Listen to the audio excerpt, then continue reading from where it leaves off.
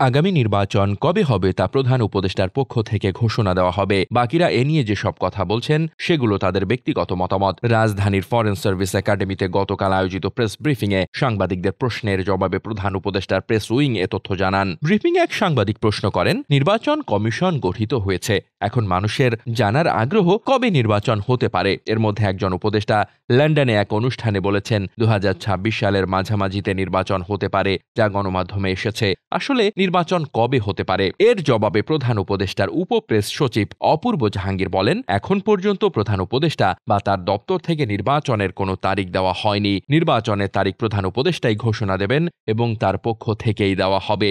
বাকি যারা বলছেন তা তাদের নিজেদের মতামত। ইংরেজি দৈনিক নিউ এজ সম্পাদক নুরুল কবির সহ সাংবাদিকদের ঢাকায় হযরত শাহজালাল আন্তর্জাতিক বিমানবন্দরে হয়রানি প্রসঙ্গে এক প্রশ্নের জবাবে প্রধান উপদেষ্টার উপপ্রেস সচিব মোহাম্মদ আবুল কালাম আজাদ মজুমদার বলেন, এ বিষয়ে এরই মধ্যে একটি ব্যাখ্যা দেওয়া হয়েছে। নিউ এজ সম্পাদকের ঘটনার বিষয়ে সরকার দ্রুত ব্যবস্থা গ্রহণ করেছে। অন্য কোনো বিষয়ে যদি সরকারের নজরে আনা হয় তাহলে ত্বরিত ব্যবস্থা নেওয়া হবে। নজরে আনা না হলেও স্বাভাবিক প্রক্রিয়া মেনে কাজ করা হচ্ছে। এ সংক্রান্ত তালিকা সংশোধনের জন্য ম্যানুয়াল কাজ করা হচ্ছে।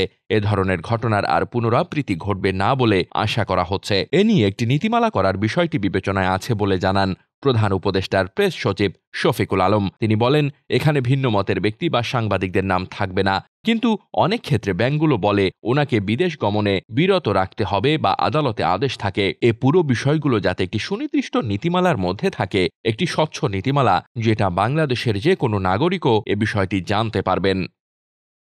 Desk report, বার্তাবাজার।